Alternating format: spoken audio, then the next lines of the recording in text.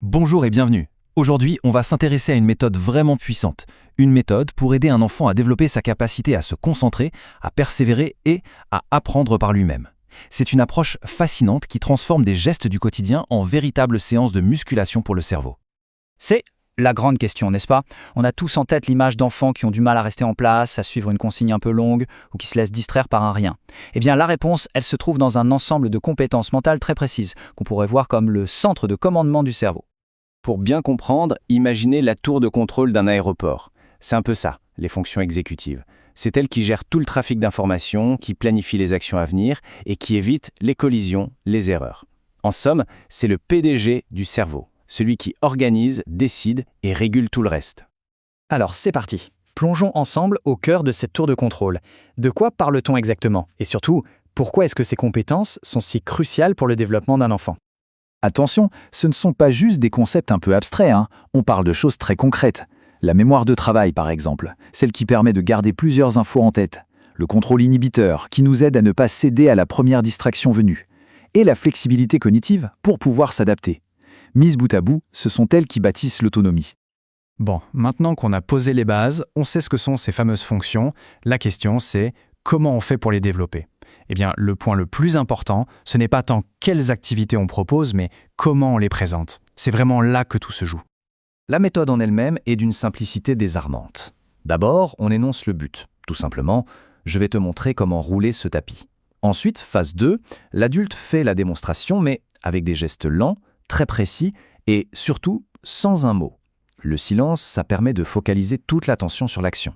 Et seulement après, on invite l'enfant à essayer à son tour. Et cette idée de pleine présence, c'est vraiment le cœur du réacteur. Il ne s'agit pas de faire du théâtre, non, mais d'être totalement là, concentré sur son geste et sur l'enfant qui regarde. C'est cette qualité d'attention qui va captiver son intelligence et lui donner envie de faire pareil. Alors, pour que ça fonctionne, il y a quelques règles d'or, si on veut. On présente l'activité à un seul enfant à la fois. C'est essentiel pour garder cette connexion. Les gestes de l'adulte doivent être super clairs, presque décomposés. Ensuite, on se tait et on le laisse faire, on le laisse expérimenter, même se tromper. Et enfin, et ça c'est crucial, on lui donne un moyen de voir par lui-même s'il a réussi. Allez, passons au concret. Comment tout ça s'applique? On va commencer avec des activités toutes simples, qui se concentrent sur un seul geste à la fois. Et vous allez voir, leur but n'est pas toujours celui qu'on imagine. Ce fameux contrôle de l'erreur, c'est un concept tout simplement génial. L'idée, c'est que chaque activité est conçue pour que l'enfant puisse savoir, sans l'aide de personne, si l'objectif est atteint. Pas besoin d'un adulte qui dise « c'est bien » ou « c'est faux ». Ça développe une immense capacité à évaluer son propre travail. L'exemple du tapis, c'est parfait pour comprendre. L'adulte a montré que si le tapis est bien roulé, bien serré, eh bien, il tient debout tout seul. Voilà le contrôle de l'erreur. Si l'enfant fait un rouleau tout mou qui s'écroule, il n'a pas besoin qu'on lui dise « tu as raté ». Il le voit, et c'est ça qui va le motiver à réessayer, à ajuster son geste, jusqu'à ce que, hop, ça tienne. Et bien sûr, ces petites activités peuvent devenir de plus en plus difficiles. On peut commencer avec des pinces à linge à mettre sur un panier, puis proposer des boîtes avec des fermetures différentes, et pourquoi pas plus tard des petits cadenas. L'enjeu, c'est de toujours trouver le bon niveau de défi, assez dur pour que ça soit intéressant, mais pas trop pour ne pas décourager. Bon, on a vu les gestes simples qui isolent une compétence. Maintenant, on passe à la vitesse supérieure, les activités complexes. Et là, on parle de véritables marathons pour les fonctions exécutives, parce qu'elles demandent de retenir et d'enchaîner plein d'étapes. Prenons un truc qui paraît banal, laver une table. Pour un adulte, c'est automatique. Mais pour un enfant, regardez un peu la séquence. Il doit penser à mettre son tablier, aller chercher l'eau, frotter, puis sécher, puis vider la bassine de sale, puis nettoyer l'éponge, et enfin tout ranger à sa place. C'est une chaîne d'actions logiques incroyablement longue.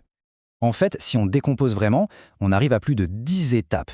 10 micro-actions qu'un enfant de 3 ou 4 ans doit garder en mémoire et exécuter dans le bon ordre. C'est un effort de planification et de mémorisation absolument colossal à cet âge. Du coup, une activité comme ça, c'est un entraînement complet. La mémoire de travail, elle tourne à plein régime pour se souvenir de tout. La planification est essentielle pour organiser les étapes. Le contrôle inhibiteur est mis à rude épreuve pour ne pas s'arrêter en plein milieu. Et bien sûr, l'autocorrection intervient, par exemple, quand on s'aperçoit qu'on a mis de l'eau par terre.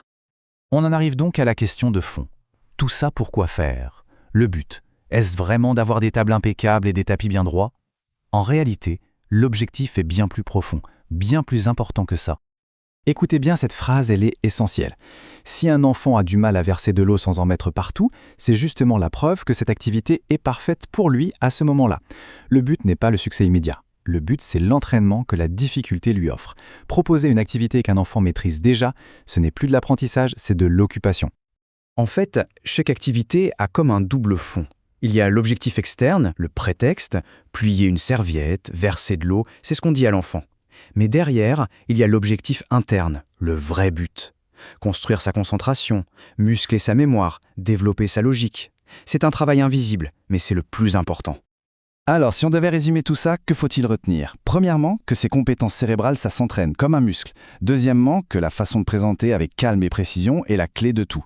Troisièmement, qu'il ne faut surtout pas avoir peur de la difficulté, c'est elle qui fait progresser. Et enfin, que le but ultime n'est jamais la tâche elle-même, mais bien la construction intérieure de l'enfant. Et on va se quitter sur cette pensée. Et si on arrêtait de voir l'erreur comme un échec?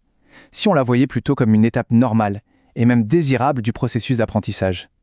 C'est peut-être là, dans ce changement de regard, que se trouve la clé pour former des esprits vraiment concentrés, autonomes et persévérants.